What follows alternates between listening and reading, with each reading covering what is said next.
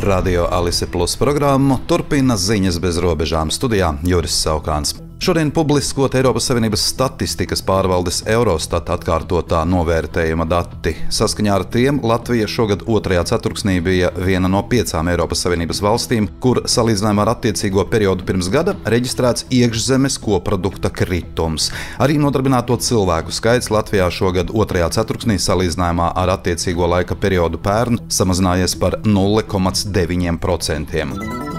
Amerikas Savienoto Valstu prezidenta amata kandidāts no Republikāņu partijas Donalds Trumps paziņojis par ieceri izveidot valdības efektivitātes komisiju. Par tās vadītāju Trumps sola iecelt Ilonu Masku, lai samazinātu izšķērdīgus tēriņus par triljoniem ASV dolāru. Savā runā Ņujorkā Trumps paziņoja uzņēmējiem, ka Masks, kurš saskaņā ar žurnāla Forbes datiem ir bagātākais cilvēks pasaulē, pārraudzītu visas federālās valdības pilnīgu finanšu un snieguma auditu 2. Trumpa administrācijā, protams, Trumpa ievēlēšanas gadījumā.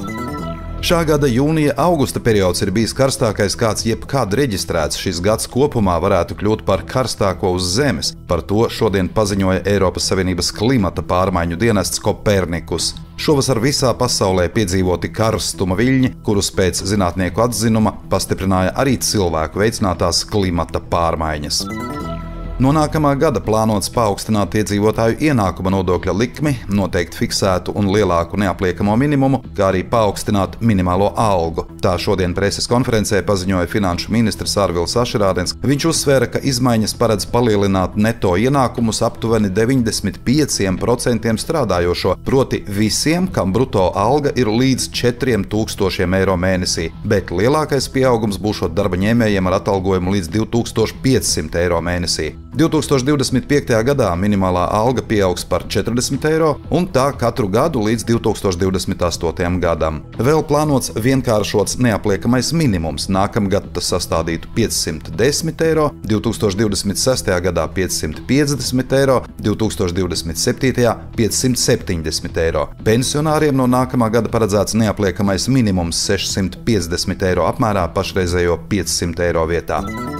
Mūžībā aizgājusi bijusī Saeimas deputāte Inese Laizāne. Inese bija 10., 11. un 12. Saeimas deputāte, ilggadēja Nacionālās apvienības Daugavpils nodaļas biedre, bet sāka savu karjeru kā aktrise un vēlāk Daugavpils teātra direktore no 2001. līdz 2009. gadam. Jūtam līdzi visiem, kas sēro par Ineses aiziešanu.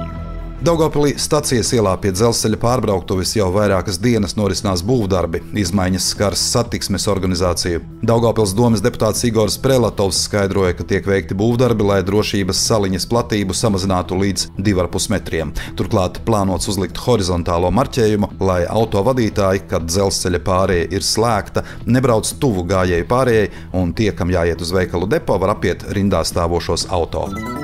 Sēlijā 7. un 8. septembrī notiek mājas kafejnīcu dienas. Šogad Sēlijā durvis vērs 28 improvizētas mājas kafejnīcas, 9 no tām viesus gaidīs Augšdaugavas novadā. Sīkāka informācija par mājas kafejnīcu dienām pieejama Augšdaugavas novada interneta vietnē. Studijā bija Juris Saukāns. Par ziņu bez robežām satura atbilstajā Alise Plus projektu finansē Mediju atbalsta fonds no Latvijas valsts budžeta līdzekļiem.